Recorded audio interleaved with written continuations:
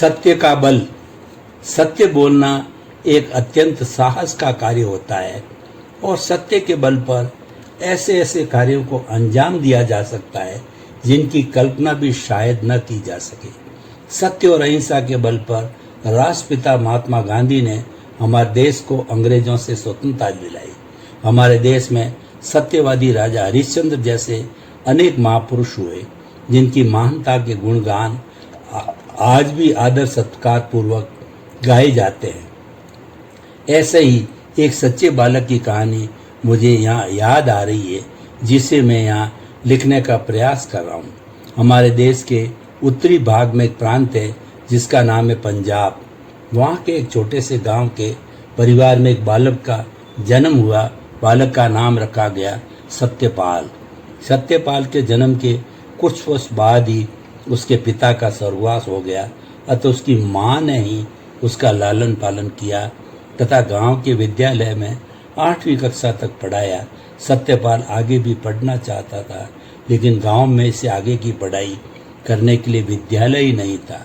एक दिन सत्यपाल ने माँ से निवेदन किया, मैं आगे पढ़ने के लिए शहर जाना चाहता हूँ, आप मुझे आज्ञा दें। वह सुनकर बोली, बेटा शहर यहाँ से बहुत दूर है, रास्ते में बीहड़ जंगल पड़ता है और तेरे बिना मेरा दिल भी इस घर में नहीं लगेगा, इसलिए तुझे शहर भेजने से मेरा दिल घबराता है। यह सुनकर बोला, माताजी मेरी भलाई और उज्जवल भविष्य के लिए आप कुछ वर्षों के लिए दिल मजबूत करें। विद्या प्राप्त कर जब मैं लौटूंगा तो भगवान के आशीर्वाद से और विद्या की प्राप्ति से हमारे सब दुख दूर हो जाएंगे तथा हम सुखपूर्वक अपना जीवन व्यतीत करेंगे। और रही बात मार्ग की तो आप उसकी चिंता ही न करें। कल ही व्यापारियों का एक समूह शहर जा रहा है, मैं उन्हीं के साथ चला जाऊंगा, आप चिंता न करें।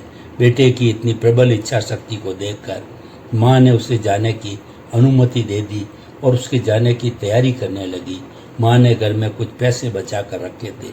वे पैसे उन्होंने सत्यपाल की बनियान में अंदर की तरफ जेब लगाकर इस तरह से छिपा दिए कि कोई दूसरा व्यक्ति उन्हें ढूंढ न सके और उसको समझाते हुए बोली, बेटा इन रुपयों को समझदारी से खर्च करना, सदाचार का पालन करना, सदा सत्य बोलना। ये वचनामृत देकर अगले दिन व्यापारियों के समूह के साथ माँ ने उसको विदा कर दिया। जब वे बीहड़ जंगल से गुजर रहे थे तो जिस अनहोनी का डर व्यापारियों का था वही घटना घट गई। अचानक बहुत सारे डाकुओं ने उन्हें चारों ओर से घेर लिया और डाकुओं के सरदार ने आदेश देते हुए कहा कि जिसके पास जो भी कुछ माल मता हो वह चुपचाप निकाल कर मेरे सामने रख दो, वरना मैं तुम्हारे साथ वो करूँगा वो तुम जानते ही हो। ये सुनकर सभी व्यापारियों ने तो साफ झूठ बोल दिया कि हमारे पास तो कुछ भी नहीं है, लेकिन सत्यपाल बोला, नहीं मेरे पास कुछ रुपए ही है। और उसने अपने बनियान की अंदर की जेब से रुपए निकालकर डाकुओं के सामने रख दिए। यह देखकर डाकू बहुत अचंभित हुए तथा डाकुओं का सरदार बोला, बालक तुम्हारे इन रुपयों का तो हमें पता भी न चलता, फिर तुम भी इन व्यापारियों की तरह झूठ बोल सकते थे और अपने रुपयों को बचा सकते थे। यह सुनकर बालक सत्यपाल बोला, मेरी माँ ने मुझे हमेशा सत्य बोलने के लिए कहा है, मैंने अपनी माँ की आज्ञा का पालन किया। यह सुनकर डाकुओं पर सत्यपाल की सत्यवादिता का इतना गहरा प्रभाव हुआ कि उन्होंने सत्यपाल के रुपए भी लौटा दिए तथा उसके साथी व्यापारियों को भी रिहा कर दिया तथा न केवल इतना ही अपितु स्वयं भी आजीवन सत्य बोलने तथा जीवन में कोई भी गलत काम न करने की प्रतिज्ञा कर ली। मित्रों, इसीलिए कहा जाता है कि सत्य से बढ़कर और कोई तप नहीं, सत्य से प्रमाद मत करो।